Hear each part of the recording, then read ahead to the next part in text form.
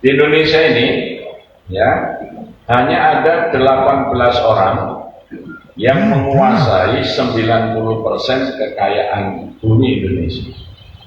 Yang 10% diperebutkan ratusan juta rakyat Indonesia.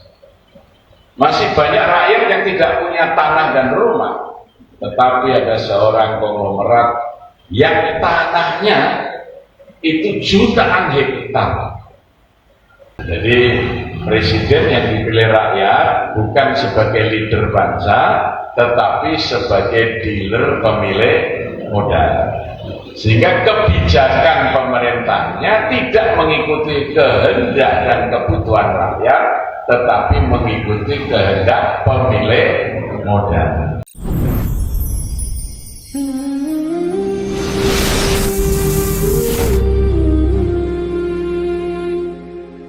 Alhamdulillahilladzi hadana li hada wa ma kunna nahtadiya laula an hadana Allah.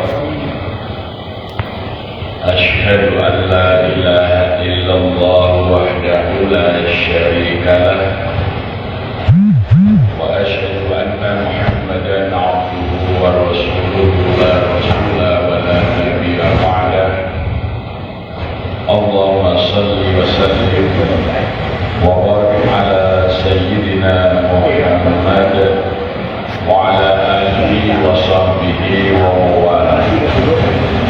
Raditu billahi rabba wa bil islami dina wa bi Muhammadin nabiyyan wa rasula.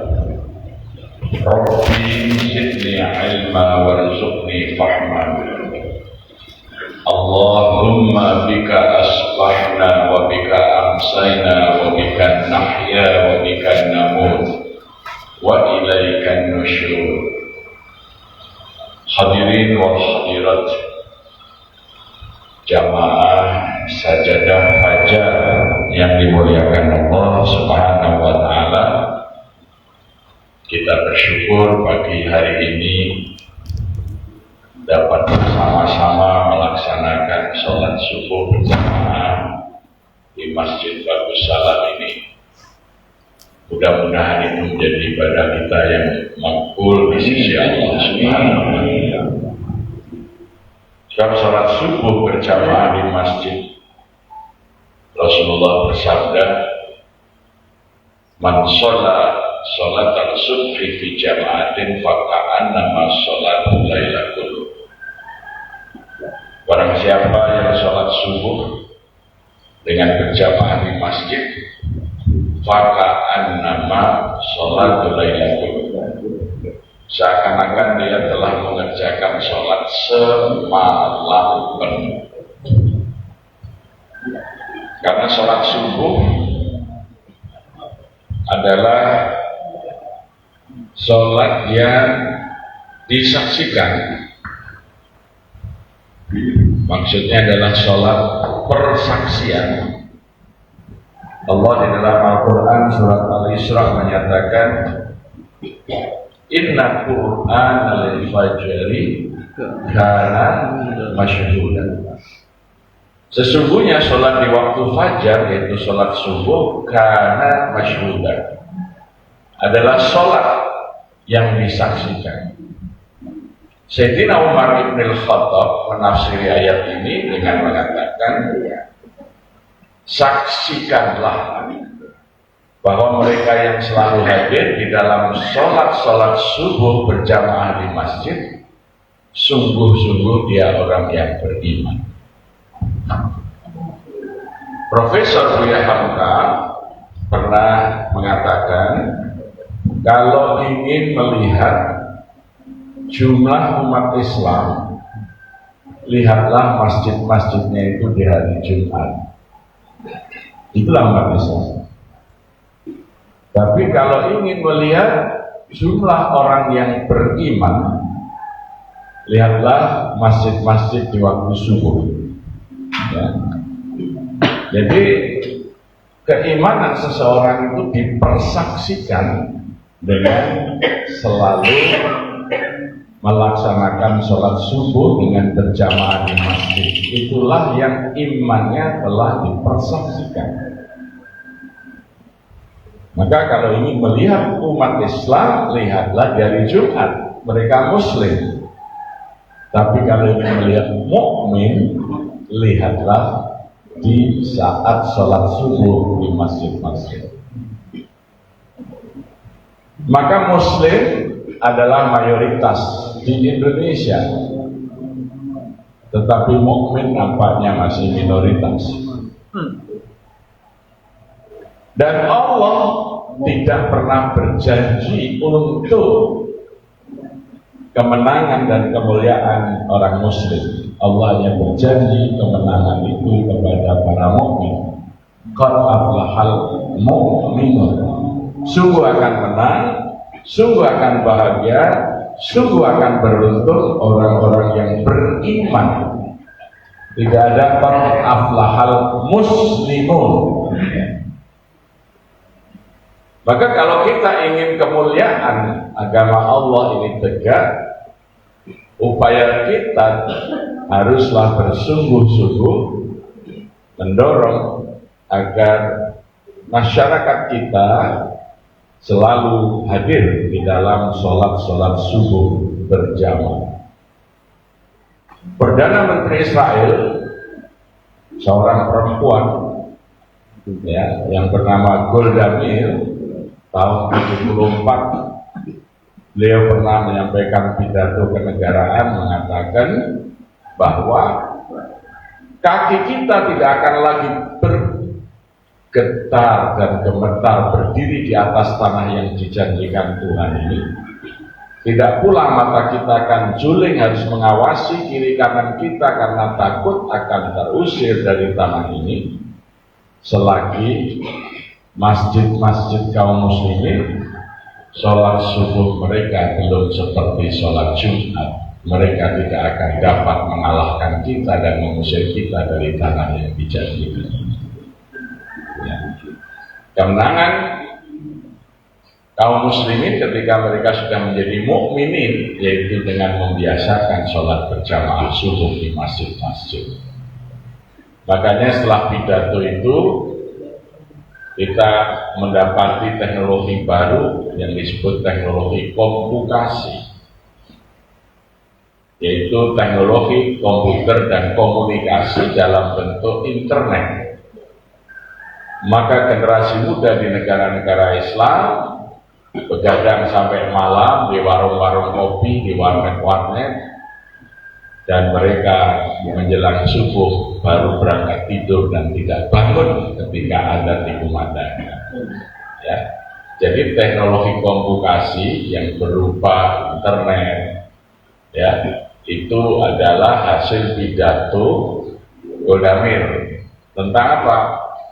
Tentang kekuatan kaum muslimin itu ketika sholat subuh mereka telah penuh di masjid-masjid, karena itulah kekuatan yang dapat mengalahkan bangsa Israel, yang dapat mengusir mereka dari tanah Israel. Ya, selagi kaum muslimin belum memenuhi masjid-masjid di saat subuh, kaum muslimin belum akan mampu mengalahkan mereka. Jadi upaya agar generasi muda muslim tidak ke masjid di waktu subuh itu sampai melahirkan sebuah teknologi, ya, teknologi yang disebut sebagai teknologi komputasi, memadukan antara komputer dan teknologi komunikasi. Bentuknya sekarang ini setan gepeng seperti ini. Ini setan gepeng ini, ya. Orang asing sampai pagi gitu, sehingga untuk bangun subuh itu susah, ya. Di Indonesia sekarang ada 350 juta pengguna WhatsApp. Padahal penduduk Indonesia baru 235 juta, ya. Tapi satu orang punya HP lebih dari satu. Ya. Nah, ini setan gepeng inilah yang berhasil kemudian menjadikan mesin kita kosong di waktu subuh, sehingga jumlah orang mukmin menjadi terbatas. Ya. Coba kita hitung aja nih yang hadir ini yang masih muda berapa orang? Ya. Ini hampir banyak di masjid-masjid kita. Maka kita harus memulai gerakan subuh berjamaah di masjid. Itu kunci untuk bangkitnya umat dari keterpurukan. Alhamdulillah sekarang di mana-mana dicanangkan gerakan subuh berjamaah.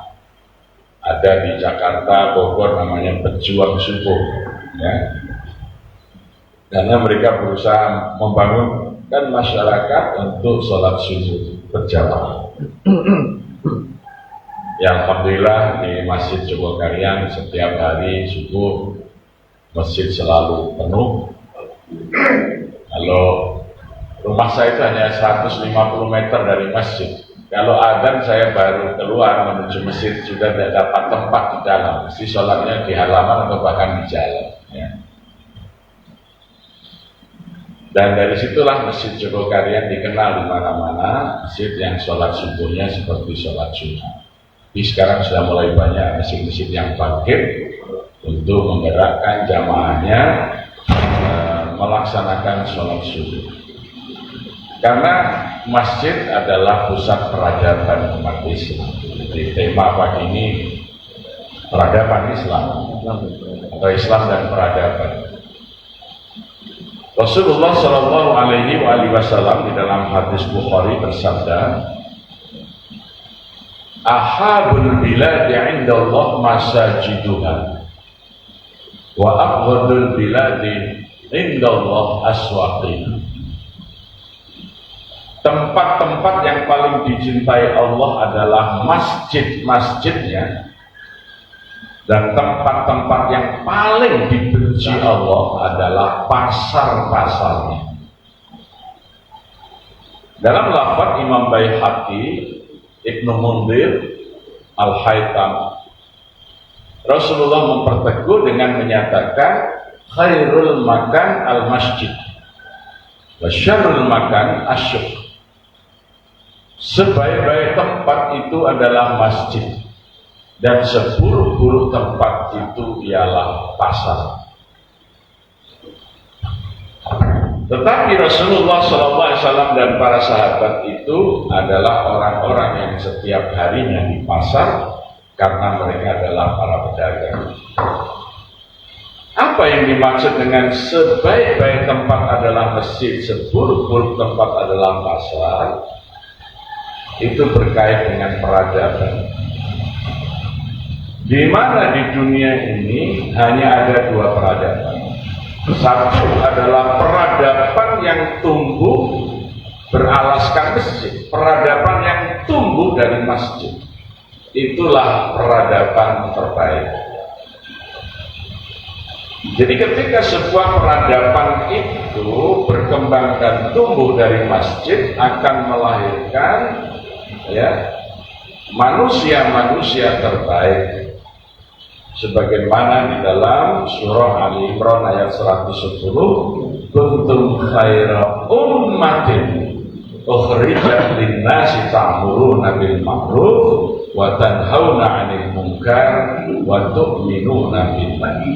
Kalian umatku, umat Nabi Muhammad SAW adalah umat yang terbaik. Ukhrijat lin-nas, yang dibangkitkan di tengah-tengah manusia. Ta'muruna bil ma'ruf, karena kalian akan membawa kepada kebaikan, memerintahkan untuk melaksanakan yang ma'ruf. Wa tanhauna 'anil munkar, kalian akan mencegah tumbuhnya kemungkaran. Wa tu'minuna billah, dan kalian beriman kepada Allah. Jadi masjid akan melahirkan sebuah peradaban yang membentuk manusia menjadi umat terbaik, khairu ummatin. Ayat 110 surah Ali Imran ini menurut para mufassir memansuhkan atau menghapuskan surah Al-Baqarah yang menyatakan inni fadhaltukum 'alal 'alamin. Kamu wahai Bani Israel adalah umat yang terbaik di atas bumi, di atas dunia. Ayat 110 ini menghapuskan ayat itu, meskipun tetap dibaca tetapi tidak lagi bermakna bahwa orang Israel adalah orang terbaik, tapi orang terbaik adalah orang mukmin. Kuntum khairan ummatin ukhrijat linnas ta'muruna bil ma'ruf wa tanhauna 'anil munkar wa tu'minuna billah. Maka kalau umat Islam sudah menjadi umat terbaik, dia akan menjadi wasit dalam kehidupan di dunia ini. Surah Al-Baqarah 143 menyatakan wa ja'alnakum ummatan wasatan litakunu syuhada'a 'alan nas. Dan umatmu ini wahai Muhammad adalah ummatan wasatan, umat yang akan menjadi wasit, ya, yang menengahi, ya, yang mengadili, yang menghakimi kepada semua kehidupan manusia di muka bumi. Sekarang ini hanya satu kata wasaton itu yang dikembangkan menjadi umat wasatiyah, diterjemahkan moderasi, diterjemahkan toleransi, diterjemahkan mencampur adukkan agama. Jadi ini padahal umat dan wasaton adalah umat yang menjadi wasit, karena dia adalah pemimpin dunia, menjadi wasit, mengadili atas perkara-perkara yang ada di muka bumi. Ini nanti umat Islam akan jadi wasit. Wa ja'alnakum ummatan wasatan litakunu syuhada'a 'alan nas, dan kalian akan dijadikan sebagai saksi kebenaran atas manusia. Nah, peradaban yang kedua adalah peradaban yang berbasis pasar. Ini nanti melahirkan masyarakat yang paling buruk. Karena apa? Karena peradaban pasar itu nilai dasarnya adalah kebendaan, madiyah, materialisme. Di masyarakat yang peradabannya berbasis pasar, orang itu dimuliakan karena kepemilikan materi, harta. Jadi kalau di pasar itu siapa yang paling mulia? Orang yang paling banyak hartanya, orang yang membawa uang banyak, maka dialah yang akan menjadi penentu dalam peradaban pasar. Ya, akumulasi dari harta itu disebut modal. Jadi peradaban pasar adalah peradaban yang dibentuk oleh para pemilik modal. Benar atau salah ditentukan oleh pemilik modal. Siapa yang modalnya paling besar, dialah yang menentukan hukum, dialah yang membuat peraturan, dialah yang akan mengatur kehidupan masyarakat. Itulah peradaban pasar. Itu akan melahirkan peradaban yang menyengsarakan sebagian besar manusia. Sehingga hari ini 1% penduduk bumi menguasai 90% kekayaan dunia. Mereka disebut kaum kapitalis. Ya. Jadi hanya 1% saja, tetapi menguasai 90% kekayaan bumi. Di Indonesia ini, ya, hanya ada 18 orang yang menguasai 90% kekayaan bumi Indonesia. Yang 10% diperebutkan ratusan juta rakyat Indonesia. Masih banyak rakyat yang tidak punya tanah dan rumah, tetapi ada seorang konglomerat yang tanahnya itu jutaan hektar. ya, jutaan hektar. Maka ketika tanah yang berhektar-hektar itu setelah dihabiskan hutannya, ditebang, kayunya dijual, mau ditanemin modal terlalu tinggi, ditambah nggak ada isi buminya, maka dengan kekuatan modal diperintahkanlah dibangun ibu kota, sehingga harta tanah yang tadinya nggak ada nilainya itu meningkat beratus-ratus kali harganya, sehingga nanti segelintir orang pemilik lahan jutaan hektar yang akan jadikan itu menjadi kaya raya. Ya, maka meskipun rakyat ini masih menjerit, ekonomi masih mengancam, program ini harus berjalan terus karena perintah dari pemilik modal. Nah, itulah peradaban pasar. Itu peradaban yang dikendalikan bukan oleh keinginan rakyat, bukan oleh kebaikan, tapi oleh kehendak pemilik modal. Apapun, ya, bank-bank kita ini berat menghadapi ekonomi, tapi bank-bank negara kita harus mengeluarkan uang untuk ambisi kereta api cepat Jakarta Bandung.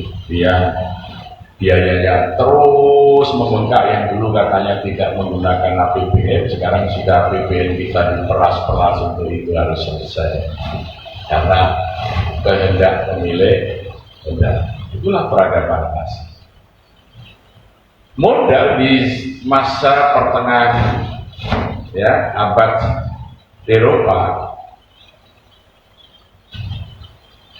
direpresentasikan dengan kepemilikan sapi. Jadi di masa peternakan dulu, masa agraris sebelum revolusi industri,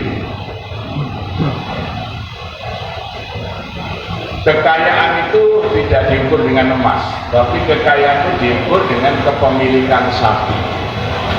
Siapa yang sapinya paling banyak, ialah yang paling kaya.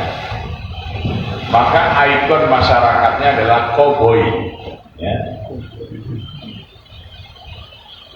Dan orang Eropa kalau menghitung, ya, sapi satuannya itu kepala, bukan ekor. Kalau orang Indonesia kan punya berapa ekor sapi, ya, mungkin kita bangsa pengekor.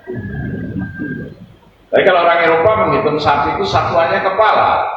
Anda punya berapa kepala sapi? Maksudnya Anda punya berapa sapi? Kepala sapi dalam bahasa Latin disebut koput, diserap dalam bahasa Inggris capit, maka modal disebut capital. Ya, jadi kapital itu dari kata koput, kepala sapi. Kapitalisme adalah paham yang menyatakan dunia itu digerakkan dan ditentukan oleh para pemilik kapital. Ya, maka para pemilik kapital yang berhak mengatur dunia ini. Ya. Maka banyak kepala-kepala negara, presiden-presiden dunia itu bukan menjadi leader, bukan menjadi pemimpin bangsanya, tapi menjadi dealer, menjadi perwakilan pemilik modal, gitu ya. Jadi presiden yang dipilih rakyat bukan sebagai leader bangsa, tetapi sebagai dealer pemilik modal. Sehingga kebijakan pemerintahnya tidak mengikuti kehendak dan kebutuhan rakyat, tetapi mengikuti kehendak pemilik modal. Itulah yang disebut dengan masyarakat kapitalisme. Ya. Masyarakat kapitalis. Seorang koruptor besar mau ketemu presiden, dihamparkan karpet merah, meskipun sudah jadi tersangka. Tapi Ustadz mau ketemu bisa ditinggal pergi. Ya, jadi itu peradaban kapitalis. Ya. Jadi orang itu dianggap tinggi, mulia kalau dia punya modal. Maka modal inilah yang mengendalikan peradaban sebuah bangsa.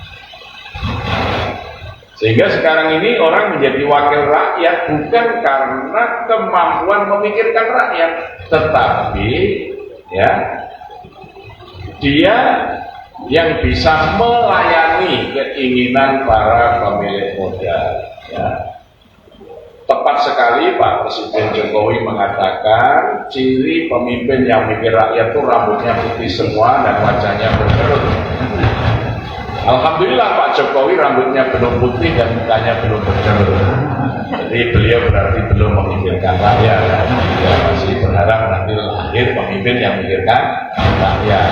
Yang rambutnya putih semua, yang wajahnya sudah berkerut. Hari ini Pak Jokowi rambutnya masih hitam dan wajahnya belum berkerut. Berarti belum memenuhi kriteria memikirkan rakyat. Malampir Pak. Ya. Malampir apa lagi? Malampir. Ya itu juga belum kelihatan putih atau disemir ya. Nah, inilah yang kita umat Islam harus memahami bahwa ketika masjid belum melahirkan peradaban, karena masjid tidak menjadi pusat aktivitas umat, masjid hanya menjadi pelengkap pasar, maka umatnya akan belum akan bangkit. Ya. Maka di masa Rasulullah SAW, para pemilik modal di Jazirah Arab, para bankir, orang-orang Yahudi menguasai ekonomi, itu dapat ditaklukkan oleh kaum muslimin di bawah pimpinan Rasulullah dan para khulafaur rasyidin, yaitu dengan memindahkan pusat peradabannya dari pasar-pasar ke masjid. Maka pusat perdagangan di masa Rasulullah berpindah dari pasar-pasar seperti di Makkah itu di Ukas, semuanya bergeser di sekitar Masjidil Haram, kemudian di Madinah juga semua pusat ekonomi berada di sekitar Masjid Nabawi. Nah, sehingga hari ini kalau kita pergi ke Makkah, ke Madinah, keluar dari masjid, disitulah mal-mal terbaik, hotel-hotel terbaik, ya, semua barang-barang dari emas sampai kebutuhan sehari-hari tersedia di sekeliling masjid. Transaksi terbesar ada di masjid, ekonomi bergerak itu dari masjid. Ya. Semua ibadah kaum muslimin menjadi sumber kesejahteraan. Coba bapak-bapak, ibu-ibu ya, ibadah kurban, satu contoh misalnya, 1 tahun di Jabal Kurban Mina, di Padang Mina saja, itu domba,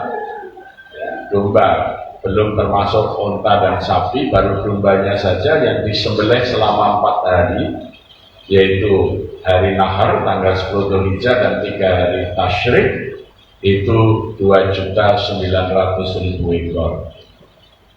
Itu hanya di Mina, belum di seluruh dunia ya. Itu 100% dombanya diimpor dari New Zealand. Kita yang punya ibadah kurban, peternak yang kaya dari bisnis ternak adalah orang New Zealand, ya. Belum sapinya, belum ontanya, ya. Orang berhaji selama 4 bulan, Syawal, Dzulqa'dah, Dzulhijjah, Muharram, sejak berangkat sampai pulang, itu paling sedikit menurut catatan Islamic Development Bank, itu belanja jamaah haji itu menghabiskan 950 triliun. Siapa yang menikmati? 40% dari 950 triliun itu digunakan oleh jamaah haji untuk membayar tiket pesawat. Artinya hanya 2 perusahaan penerbangan, perusahaan pesawat yang menanggung untung, yaitu Airbus dan Boeing. Karena belum ada negara lain yang membuat industri pesawat besar. Jadi setiap kita haji itu Airbus dan Boeing panen uang dan bisa membuat jenis pesawat baru gitu ya. Belum sekarang ini umrohnya luar biasa ya.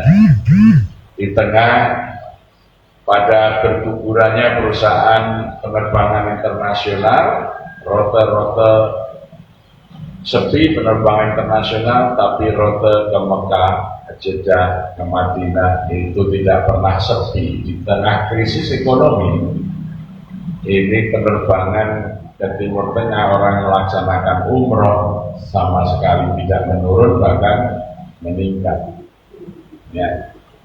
Artinya apa? Ekonomi dunia ini masih digerakkan oleh ibadah umroh dan haji. Nah, karena itu sektor yang lain akan terseret terbawa.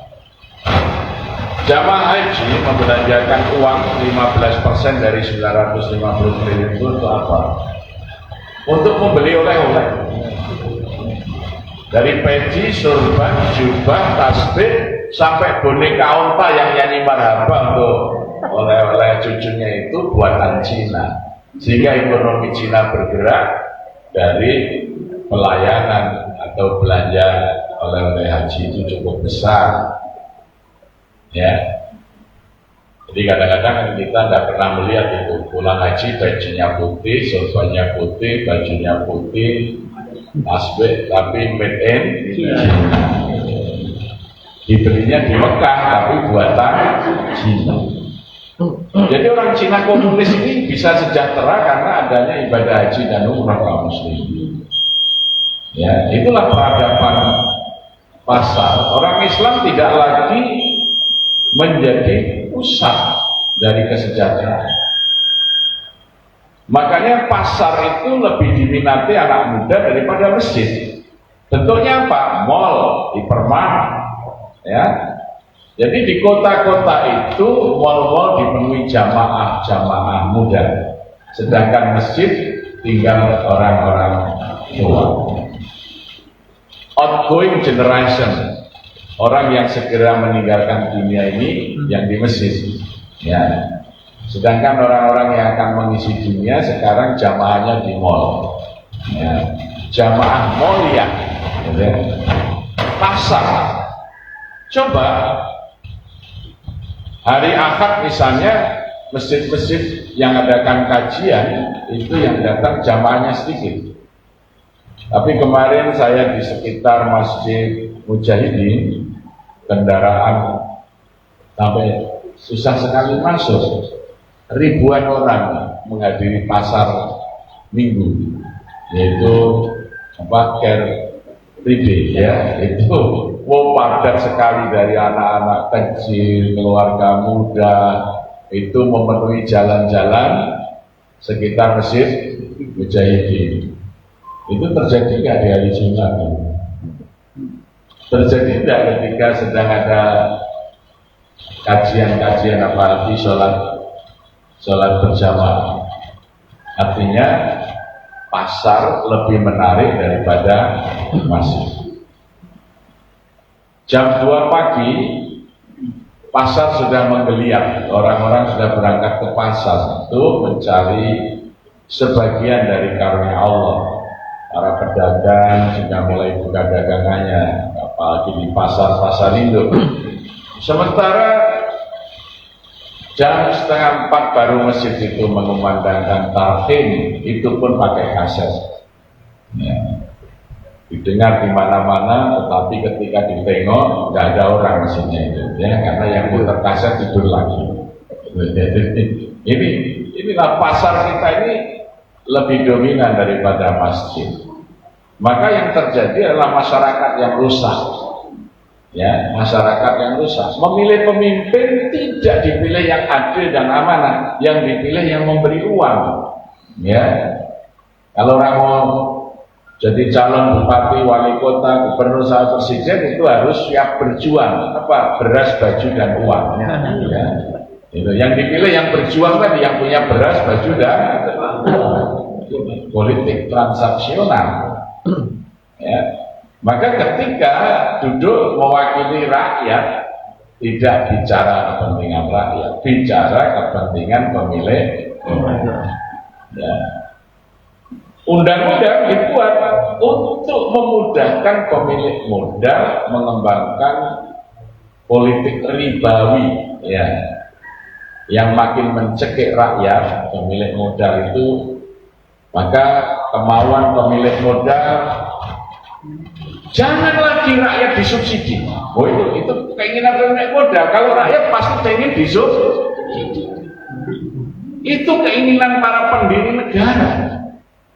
Makanya ada pasal 30 ya, 3 yang menyatakan bumi, air dan kekayaan yang terkandung di dalamnya dikuasai oleh negara sebesar-besarnya untuk kemakmuran rakyat. Ayat yang kedua, cabang-cabang produksi yang menguasai hajat hidup orang banyak dikuasai oleh negara. Ayat yang ketiga, ekonomi disusun sebagai usaha bersama atas asas kekeluargaan. Sepertinya pasal ini di Undang-Undang Dasar tidak pernah menjadi pertimbangan di dalam menentukan kebijakan ekonomi negara, karena penguasa berada di bawah kekuasaan oligarki sekelompok kecil pemilik modal. Hapus saja itu subsidi. Jadi BBM itu hak rakyat, karena tanah yang mengandung minyak, gas, semuanya itu milik negara untuk kesejahteraan rakyat. Sekarang tidak disubsidi lagi, ya, sehingga rakyat kita tidak merasa memiliki kekayaan negara. Gas naik, BBM naik. Karena apa?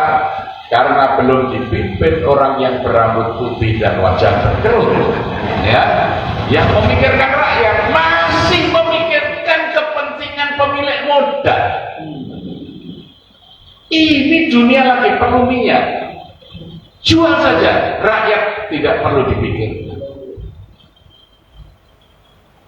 Di Indonesia ini hutan sudah menjadi kebun-kebun sawit. Kebun sawit terbesar itu ada di Indonesia. Salah satu dari produk sawit adalah minyak goreng. Di saat dunia lagi krisis minyak karena perang Ukraina dan Rusia, maka pemilik modal menjadikan minyak sawit sebagai biodiesel. Itu tidak mikir, minyak goreng untuk kepentingan rakyat itu nggak perlu dipikir. Maka di negara yang kelapa sawitnya terbanyak di dunia ini, minyak sawit, minyak goreng langka. Ini negeri yang sangat menghilangkan di dunia ini. Bagaimana minyak goreng mahal dan langka, padahal di tanah yang kelapa sawit tumbuh paling banyak. Ini negeri yang penuh tidak masuk akal, ya, jadi itu. Ya. Nah, kenapa? Karena penguasanya itu adalah orang-orang pasar. Oleh karena itu, ini akan melahirkan sebuah penderitaan berkepanjangan kalau peradaban pasar terus-menerus dibiarkan mendominasi kehidupan umat manusia. Ya, negara-negara kaya yang memiliki kekayaan alam, tetapi penduduk negerinya penduduk yang miskin. Ya, tapi segelintir orang dengan kekuatan modal dibantu oleh penguasa-penguasa yang pemilihannya dimenangkan dengan bantuan pemilik modal, mereka akan berfoya-foya di atas penderitaan rakyat yang memiliki kekayaan alam yang berlimpah.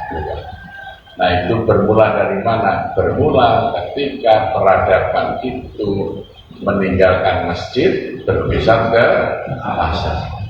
Ya, masjidnya sepi karena tidak ada di situ peredaran uang. Karena apa? Karena masjid tidak melaksanakan fungsinya seperti zaman Nabi. Salah satu fungsi masjid adalah Baitul Muamalah. Masjid itu pusat muamalah. Jadi transaksi-transaksi itu ada di sekitar masjid. Maka pasar-pasar yang paling ramai di masa Rasulullah dan masa kejayaan Islam adalah pasar-pasar yang ada di sekitar masjid. Kemudian sekarang sekitar masjid bukan pasar, kuburan. Ya, itu. Jadi kuburan bukan pasar. Ya, sekarang tinggal Masjidil Haram, Masjid Nabawi saja yang menjadi pusat peredaran uang terbesar. Ya, apalagi di musim haji. Kita keluar dari masjid itu langsung sudah mau beli apa saja, dari emas, ya, sampai mainan anak-anak ada semua. Sekarang kita keluar masjid apa? Sepi. Makanya masjid bukan lagi menjadi pusat peradaban. Yang menjadi pusat peradaban adalah pasar. Maka generasi muda kita akan datang ke mal-mal di malam hari karena mal lampunya terang, ya. Pasar itu mulai buka 24 jam, sedangkan masjid malah gelap dan ditutup pintunya malam hari. Kita ikut mematikan peradaban masjid dan membesarkan peradaban pasar. Maka selagi di masjid tidak tumbuh gerakan kesejahteraan, maka masjid akan terus-menerus menjadi semakin sepi dan orang semuanya akan diatur oleh para pemilik modal melalui pasar mereka. Nah, inilah peradaban yang seburuk-buruknya. Jadi ketika pasar telah mendominasi peradaban, maka yang terpilih adalah para pemimpin yang menjadi hamba-hamba pemilik modal, bukanlah pemegang amanat rakyat. Nasib rakyat tidak akan pernah dipikirkan lagi, tetapi para pemimpin hanya mengabdi kepada kepentingan para pemilik modal. Maka dulu Bung Karno sudah mengingatkan kita tidak hendak mendirikan sebuah negara nasional dengan demokrasi liberal, demokrasi hitung piting, satu orang satu suara. Kalau demikian yang terjadi, maka hanya pemilik modal yang bisa mendirikan dan mengendalikan partai-partai politik. Ya, tokoh-tokoh kita hanya akan bekerja sebagai buruh-buruh politik. Ianya tidak bisa bekerja untuk kepentingan rakyatnya, ianya akan menjadi hamba-hamba dari kaum kapitalis. Ya. Maka ketua umum partai itu dipilih yang didukung oleh modal. Ya. Maka antara aspirasi rakyat dengan partainya ini bisa berbeda. Ya. Kalau pimpinan partai tidak menghendaki, ya, tidak mengikuti kemauan pemilik modal, maka partai itu akan bergejolak. Maka muncullah Munaslup, dipilih ketua umum baru yang taat pada pemilik modal. Pendiri partai itu bisa didepak dari partainya. Ya, contoh paling kecil aja lah, misalnya kita lihat Pak Amin Rais itu mendirikan PAN. Dia dipecat dari PAN karena Pak Amin Rais kritis terhadap kepentingan pemilik modal.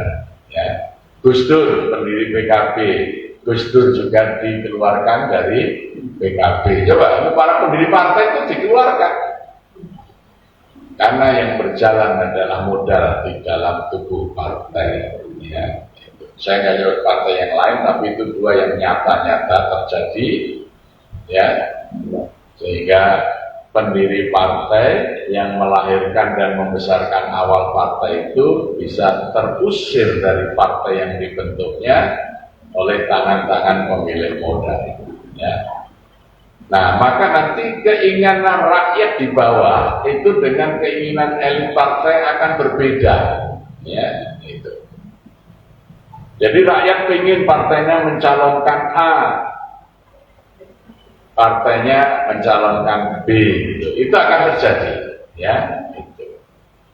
Sehingga suara rakyat tidak lagi menjadi penentu. Yang menjadi penentu adalah suara pemilik modal. Inilah peradaban pasar, dan itulah seburuk-buruk peradaban. Rakyat akan semakin sengsara manakala pemilik modal mengendalikan kekuasaan. Ya, karena kepentingan rakyat tidak lagi pernah menjadi pertimbangan, hanya menjadi retorika di panggung-panggung kampanye, tetapi tidak ada wujud nyatanya di dalam praktek kehidupan bernegara. Nah, inilah peradaban masjid yang sekarang terpinggirkan. Maka ketika masjid menyuarakan itu, nah sekarang masjid diawasi, di mana masjid yang terpapar radikalisme. Jadi nanti masjid itu akan ada seleksi pengurusnya maupun ustadz yang boleh ceramah, gitu ya. Karena yang atur siapa? Pemilik modal. Jadi kalau ada khutbah-khutbah, ceramah-ceramah di masjid yang dianggap bisa mengganggu kepentingan modal, maka pasti masjid itu akan ditertibkan. Karena kekuasaan di tangan pemilik modal. Oleh karena itu, satu cara untuk membangkitkan peradaban masjid hanya satu, yaitu menggerakkan masyarakat untuk berjamaah di masjid, dimulai dari gerakan sholat subuhnya. Insya Allah nanti mulai muncul gerakan-gerakan peradaban masjid.